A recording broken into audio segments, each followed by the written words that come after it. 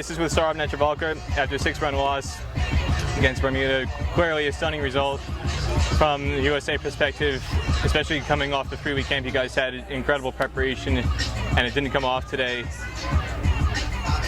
From your perspective, where did it go wrong? Well, let me start from the beginning. I think Jesse bowled a really good spell, the first 2 wickets that we got.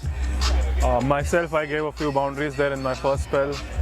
Then I think we came back well towards the end, where in the last 5 overs we gave just 30 runs, but in the middle phase I think the left-hander and one right-hander, I think the credit to them, they batted really well. I think they scored a lot of boundaries. We still bowled 58 dot balls out of 120, but I think we gave too many boundary balls. But again, the positives are that good spell by Hayden, good start by Jesse. We want to take that and we want to cut down on the boundary balls. But I still think we came back well in the last 5 overs. In the batting, again the power play, the medium pacer that they started with, he bowled some tricky pace and tricky line with little bit of swing. I think that troubled us a bit. But again, I think we played a lot of dot balls. I think it was about in the middle phase we needed to rotate the strike a little more. Yeah, I mean these small things, it's a good wake-up call to have on day 1 of the tournament, because this tournament is going to pass by in 6 days. So we better go back to the drawing board and come back fresh, strong tomorrow.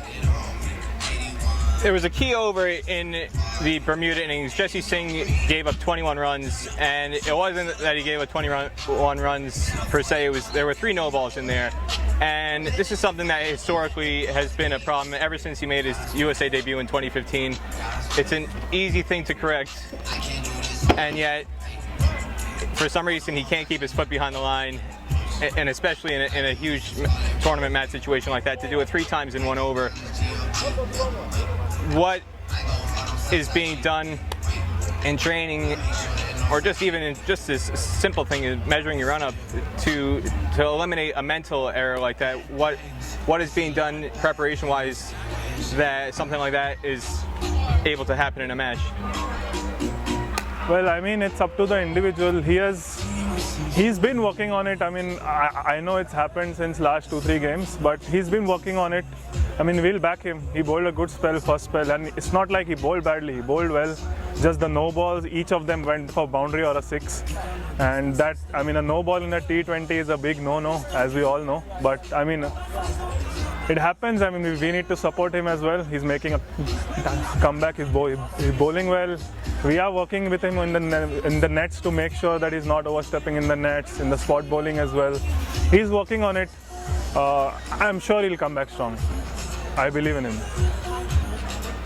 You guys came back well as a team in those last 4 overs. Once Delray Rollins got out, you only gave up 17 off the last 4 overs, which was incredible when they looked like they were going to get 160 plus at one stage. But then, I know you mentioned George O'Brien, the new ball bowler, bowled 4 overs consecutively and had a double wicket made in there. But with so much firepower in the USA lineup, it felt like, especially at the top of the order, it was very conservative. Only 27 in the power play. Were you satisfied with the approach that was taken in the power play?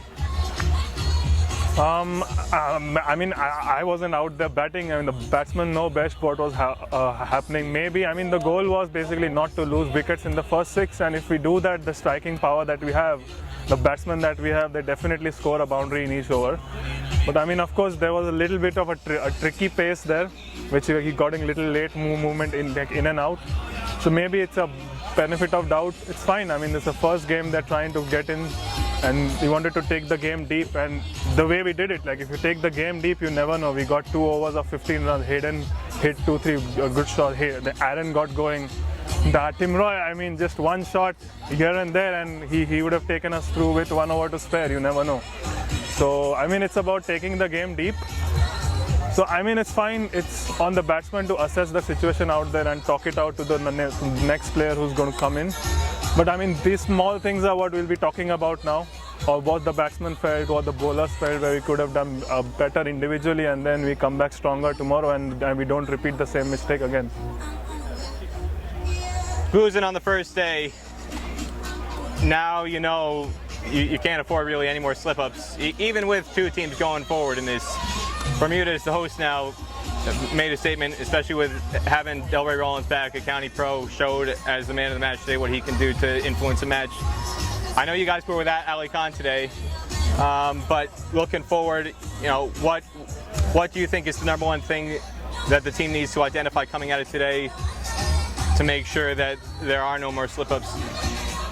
I think it's individually understanding the role, each batsman, each bowler, the small things that we did wrong. I think we were all 80% on the field, like the small 1%ers that makes a difference in a T20 game, whereas in an ODI game, you still have the chance to come back. In a T20 game, it's every ball is important that you bowl. So I think it's about being on your toes, being more responsible, and it's just about still believing that we are the best out here and we got to make a statement again and we come back strong. One last thing, Ali Khan's fitness, what is his status set for tomorrow and the rest of the week? So we'll get to know in the evening. We'll talk to the physio. He twisted his knee while practicing yesterday, his ankle I mean. He slipped while bowling. So it was a little swollen. So we'll get an update from the physio. Anything else you want to say about today? Yeah, just again to reiterate, good wake-up call for us, but I still believe that we'll come back strong and keep supporting us for everybody who's watching. Keep believing in us and we'll give our best.